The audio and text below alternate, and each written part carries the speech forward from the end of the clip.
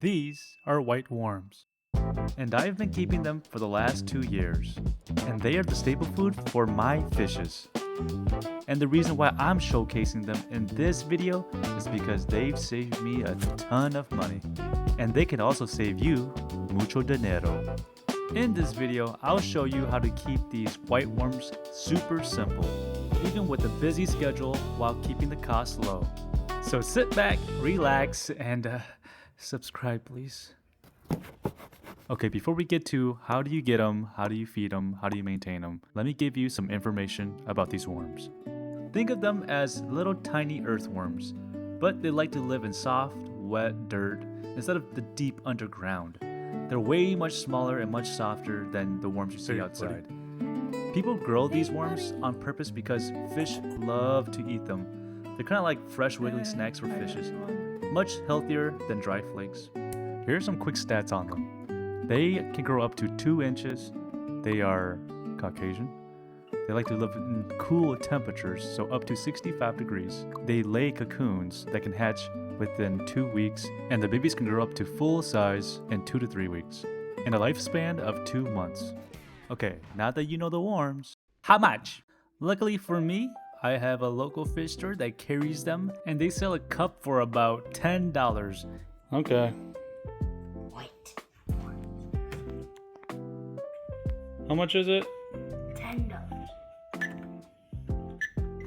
Here you go, sir. Thank you. And I think it has probably 30 worms in there. Yeah, that's a freaking steep price, but you know what? It's worth the investment. And business is business. So help your local fish store and stop buying crap from PetSmart. And if you can't find any around your town, you can simply go on Amazon or eBay. I just prefer Amazon because I don't know, I have trust issues with eBay. But then again, the Amazon ratings are pretty shit. I don't know. Use your best judgment. Or maybe business idea. I'm just kidding. I'm too lazy to ship things out. Okay, now that you have your white worms. Oh, wait, dude, I forgot.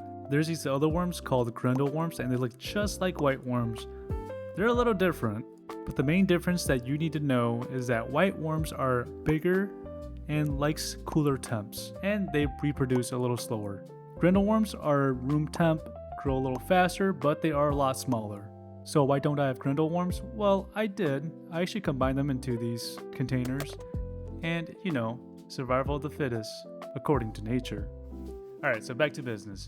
Once you have your worms, I would suggest this setup. Chinese takeout Tupperwares, scrub pads from the dollar store, and a piece of plastic mesh from your window screen. These are the ingredients to create the perfect environment for them. You're f***ing kidding me. So all you have to do now is cut up all the scrubs so it fits perfectly in there, and stack 2 like this. And the reason why we use scrubs is so that the worms can crawl in between the material. Then grab a push pin and start making little holes on the lid. Ah, shit. This will provide a little bit of airflow. And then simply add your worms on top.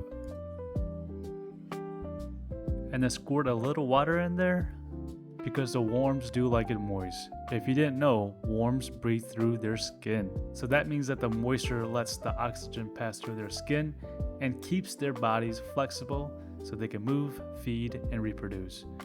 If you keep them too dry, they're gonna obviously dry out. But if it's too wet, they can drown. My rule of thumb is just to make sure you keep the lid on. No need to spray them like how I used to. I feel like that's unnecessary. Put a little food on top, throw the mesh in, and there you have it. And since you're starting this culture, you don't need a lot of food. Any excess food will just turn into mold. Speaking of food, what do they eat? Well, you feed it this special ingredient right here. It took me about 2 years to figure out. There's so many options out there on what to feed it. I used to feed it cat food, LG wafers, fish flakes, Greek yogurt, all sorts of crap. But this is what I found to be the best. Finely blended stale bread. Preferably that nice processed white bread. Ooh, they love that like how I love my double cheeseburger. Damn, they have 40% off a double cheeseburger today? Ooh. So the reason why the blended stale bread works so well is that when you spread it all over the scrub pad, it has a lot of surface area for all the worms to eat. And it being dry also absorbs all the moisture, allowing the food to be in the container longer before it molds. And that was my number one biggest problem. Second being these mites. Some people don't like it, I don't mind them, I just feed them along with the worms. But they can get quite annoying as they crawl everywhere and eat the food too. Alright, so if you're feeding them that good stuff, they're gonna have a lot of waste. So then, how do we clean it? Simple. We take the scrub pads and we rinse it underwater. And the reason why I have a net underneath this is to catch all the eggs. I'm sorry, they're not eggs, they're cocoon, according to ChatGPT. But yes, you want to collect these so then you can hatch more worms. At first I didn't know and I used to feed it to my fish and my culture would always be on the brink of collapse, kind of like our economy. But once I started collecting these and putting them back into the Tupperware, ooh, yeah. And so now you just have to clean the tray. And a bonus for cleaning, you get all these worms. And honestly, that's all I do, probably once every 2 months. And I admit it, I should be doing it more often, but I harvest them often enough where there's not too much poo-poo buildup. And speaking of harvest, how do I feed them to the fish? My way is quite simple. Once I open the container and see that most of the food has been eaten, I take the mesh. I grab this, and then I put a little clamp on here, just like that. And then go up. Then I rotate it so they can finish the whole thing.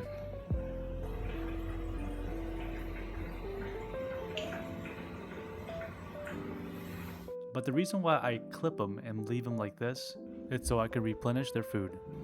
Well, I guess they're no longer there, but feeding the next generation.